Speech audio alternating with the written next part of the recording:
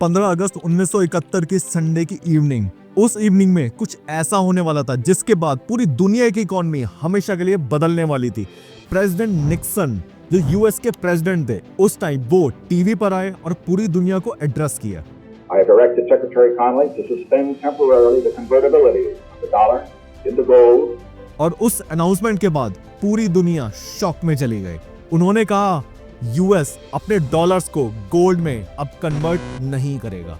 आज हम बात करेंगे उस रात की जिसने मॉडर्न इकोनॉमी की नींव हिला के रख दी थी, जिसको आज तक हम निक्सन शॉक के नाम से जानते हैं। चलिए जानते हैं इसके बारे में डिटेल में और शुरुआत से शुरू करते हैं। सबसे पहले ये समझते हैं 1971 से पहले पैसा काम कैसे करता था। 1944 में वर्ल्ड वॉर खत्म हो चुका था और पूरी दुनिया की इकोनॉमी और इंफ्रास्ट्रक्चर रिबिल्ड हो रहा था।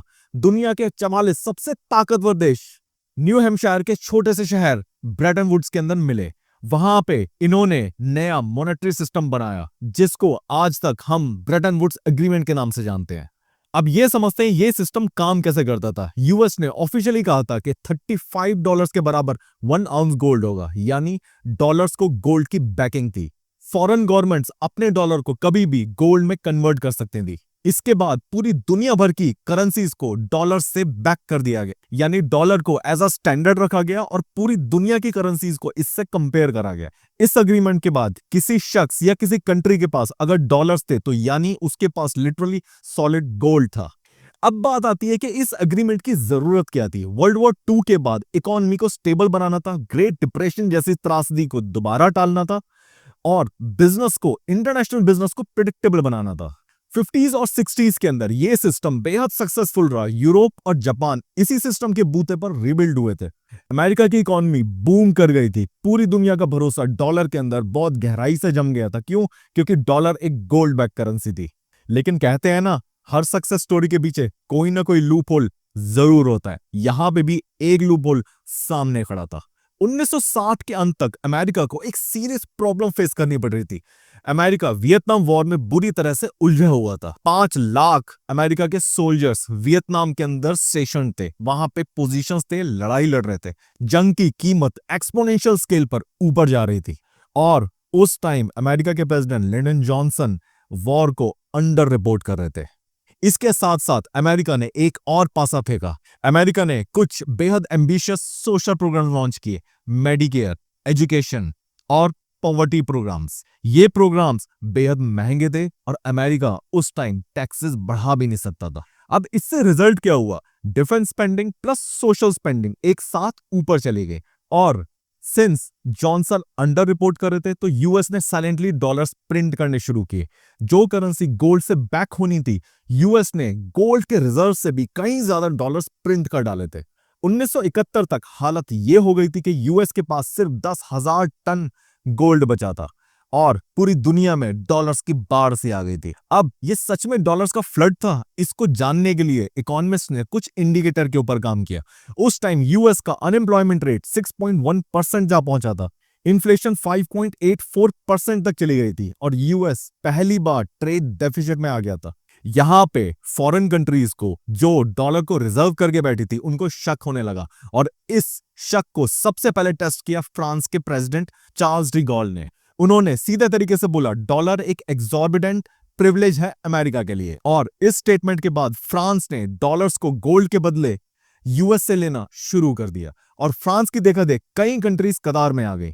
अगस्त 1971 की शुरुआत में फाइनल काउंटडाउन शुरू हुआ। स्विट्जरलैंड ने ब्रेटन वुड एग्रीमेंट ऑफिशियली छोड़ दिया। ब्रिटेन ने डिमांड किया कि हमारा $3 बिलियन का गोल्ड फ्रंटनॉक से न्यूयॉर्क रिजर्व में मूव करो। पॉल वॉलकर ने बोला ब्रिटिश जिसने हमारे साथ मिलकर ये सिस्टम डिजाइन किया था, अगर वही अपने डॉलर्स के बदले गोल्ड ले रहे हैं, वही इस सिस्टम के ऊपर ट्रस्ट नहीं करते, इसका मतलब गेम ओवर है। यहां पे यूएस के पास सिर्फ 2 ऑप्शंस बचे थे। नंबर 1, या तो अपना गोल्ड रिजर्व पूरा जीरो कर लो, उसके बाद भी कई ऐसी कंट्रीज होंगी जिनके हाथ में डॉलर्स रह जाएंगे क्योंकि यूएस ने कई ज्यादा डॉलर्स प्रिंट कर डाले थे। दूसरा, इस सिस्टम को एब्रप्टली खत्म कर दो।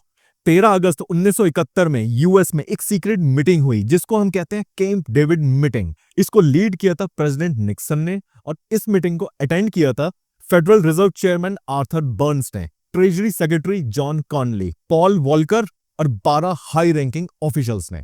48 घंटे चली इस मीटिंग में इन लोगों ने डिसाइड किया कि गोल्ड एक्सचेंज के विंडो को बंद करना पड़ेगा और इंपोर्ट पर 10% टैरिफ या सरचार्ज लगाना पड़ेगा। जॉन कॉनली का एक फेमस स्टेटमेंट था, it might be our dollar but it is your problem. ये मीटिंग इतनी ज्यादा सीक्रेट थी कि किसी भी फॉरेन गवर्नमेंट को पता नहीं था, यानी मेंबर कंट्रीज जो डॉलर्स को रिजर्व करके बैठी थी उनको आइडिया ही नहीं था कि ऐसे कोई मीटिंग कंडक्ट हो रही है और इतना बड़ा डिसीजन लेने के करीब यूएस खड़ा हुआ है। इस मीटिंग को इतना सीक्रेट इसलिए रखा गया कि अगर ये मीटिंग सीक्रेट नहीं रखी जाती तो सारी कंट्रीज की लाइन लग जाती डॉलर को गोल्ड से बदलने के लिए, इंटरनेशनल मार्केट्स क्रैश कर जाती, अमेरिका के पास गोल्ड रिजर्व जीरो हो जाता। 15 अगस्त 1971 शाम को 7:30 बजे प्रेसिडेंट निक्सन लोगों के सामने आए टीवी पर। उन्होंने बोला स्टेटमेंट ऑफ पीस। उसके बाद उन्होंने कई पॉइंटर्स लोगों को दिए, जिसमें पहला पॉइंट था we are launching new economic policy for America. दूसरा पॉइंटर था हम जॉब्स क्रिएट करेंगे, इन्फ्लेशन को कंट्रोल करेंगे। और तीसरा पॉइंट था डॉलर को इंटरनेशनल स्पेकुलेशन से बचाने के लिए गोल्ड की बैकिंग को टेम्परेरी अलग कर रहे हैं।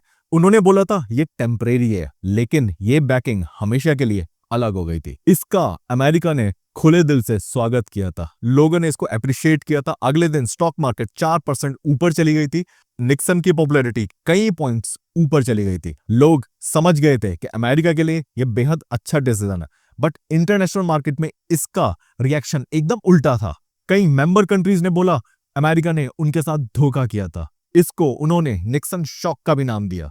London gold pool immediately collapse हो गया था। इसके बाद दुनिया हमेशा के लिए बदल गई। पूरी दुनिया की हर कंट्री ने इस प्रॉब्लम को फिक्स करने की कोशिश करी। पहली कोशिश थी दिसंबर 1971 के अंदर स्मिथसोनियन एग्रीमेंट। इसके अंदर G10 कंट्रीज ने आपस में मीटिंग करी थी और दोबारा से फिक्स एक्सचेंज रेट ट्राई करने की कोशिश की गई। निक्सन ने इसको बैक किया था, लेकिन ये एग्रीमेंट सिर्फ 15 महीने चला। फरवरी 1973 के अंदर डॉलर को डीवैल्यू करा गया और स्पेकुलेशन और वॉलेटिलिटी और ज्यादा ऊपर चली गई थी। मार्च 1973 के अंदर इंटरनेशनल मार्केट्स ने ये एक्सेप्ट कर लिया था कि फिक्स एक्सचेंज रेट नहीं चलेगा।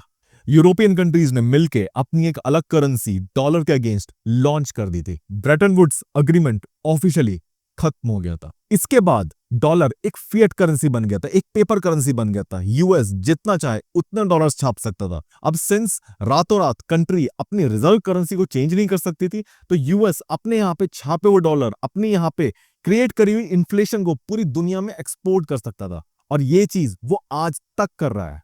फेडरल रिजर्व के पास बेपनाह ताकत आ गई थी। इंटरेस्ट रेट के थ्रू वो मार्केट्स को रिसेशन और इन्फ्लेशन दोनों को कंट्रोल करने लगे। 50 साल बाद आज भी डॉलर एक रिजर्व करेंसी है, लेकिन गोल्ड बैकिंग के बिना। पॉल वॉलकर जो एक मेजर डिसीजन मेकर थे इसके अंदर, उन्होंने बाद में बोला था now there is no one in charge. अब देखते हैं ये फिएट करेंसी पूरी दुनिया को और इस इकोनॉमी को कहां लेकर जाएगी। I hope you like this video. Take care, bye bye.